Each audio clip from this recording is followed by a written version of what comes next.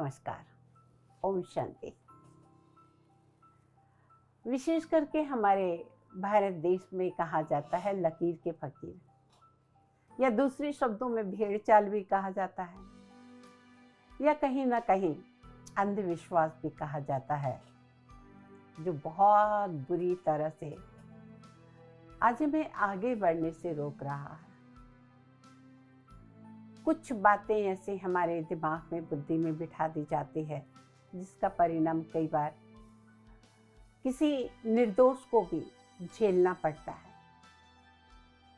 उस जमाने की बात है जब हाईवे नहीं हुआ करते थे, बस जा रही थी, 10-12 घंटे जा चुकी थी और 3-4 घंटे और चलना था। उसके बाद एक स्टॉप आने वाला था, गांव आने वाला था जहां बस रुकने वाली थी। लेकिन अचानक तेज बारिश होने लगी, जोरों की बारिश हो रही थी, बिजली कड़कने लगी। वाइपर चालू करने के बाद भी बस वाले ड्राइवर को आगे का बिल्कुल कुछ दिख नहीं रहा था।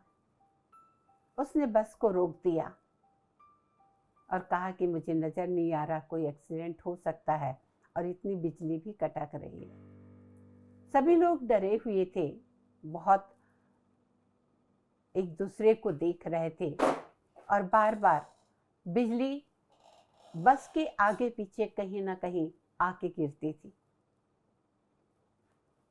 कई लोग एक दूसरे का चेहरा देखते और कहते कि कोई ना कोई इसमें पापी इंसान बैठा है, क्योंकि देखो 5-6 बार बिजली बस से थोड़ी दूर तक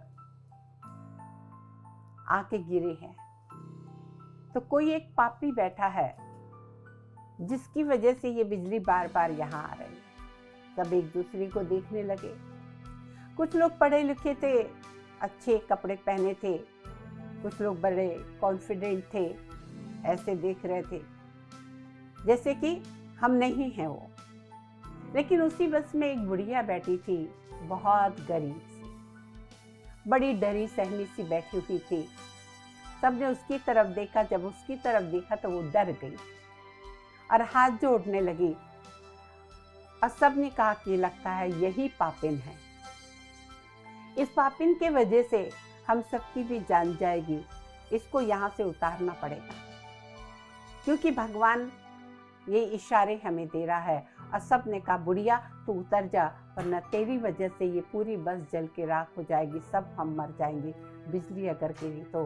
बुढ़िया हाथ जोड़ के रोने लगी, मुझे मत उतारो, मैं इस आंधी तूफान में, इस जंगल में कहाँ जाऊंगी। कोई मान नहीं रहा था।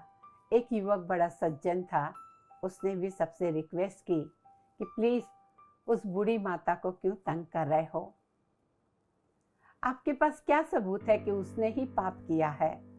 सब लोग उसके ऊपर बहुत जोर से गुस्सा करने लगे, गालियां देने लगे और कहने लगे कि तेरे को इतनी दया आ रही है, तू ही लेके उतर जाना उसको। बहुत मेहनतें करने के बाद भी लोग नहीं माने और उस बूढ़ी माता को बस से उतारने लगे। वो बहुत रो रही थी। अब उस व्यक्ति से रहा नहीं गया और वो भी सही में उस माता जी को पकड़ के उतारने लगा। कोई हंस रहा था, कोई टॉन्ट कर रहा था, कोई कमेंट कर रहा था, कोई ठहाके लगा रहा था कि कैसा मूर्ख आदमी है, उस पापिन के पीछे ये भी मरेगा, मरने दो। तो जानते हैं कैसी कैसी बातें करते हैं। और वो व्यक्ति उस बूढ़ी माता को लेकर किनारे पर खड़ा हो गया और तब सब लोगों ने कहा कि अब थोड़ी बारिश कम हुई, ड्राइवर साहब बस आके ले जाओ। जिसकी शंका थी उसको तो उतार दिया हमने, जो पापी था उसको तो उतार दिया, अब हम आगे बढ़ सकते हैं।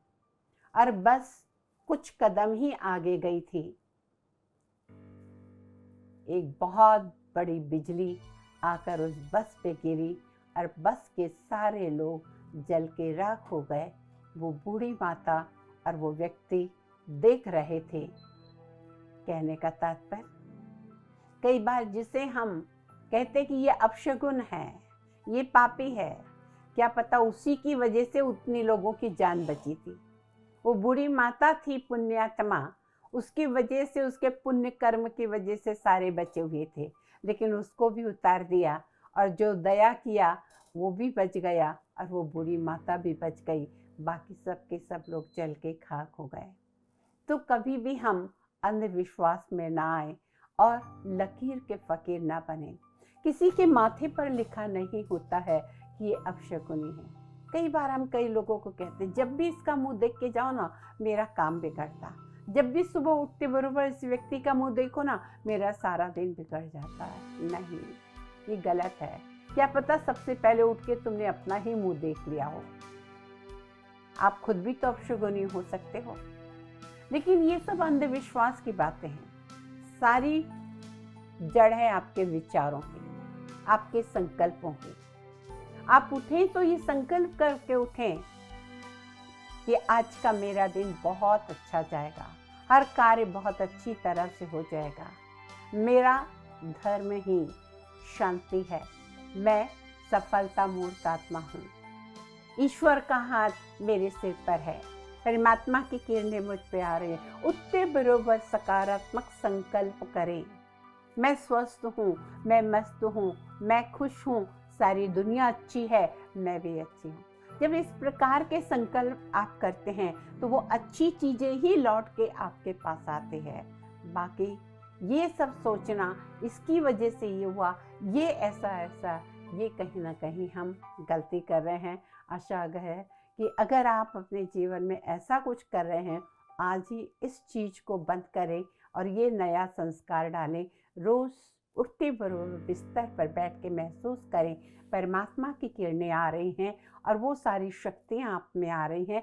आपका दिन बहुत शुभ होगा। जिस कार्य को आप हाथ लगाएंगे उसमें आपको सफलता मिलेगी। के साथ बस इतना ही। ओम शांति, नमस्कार।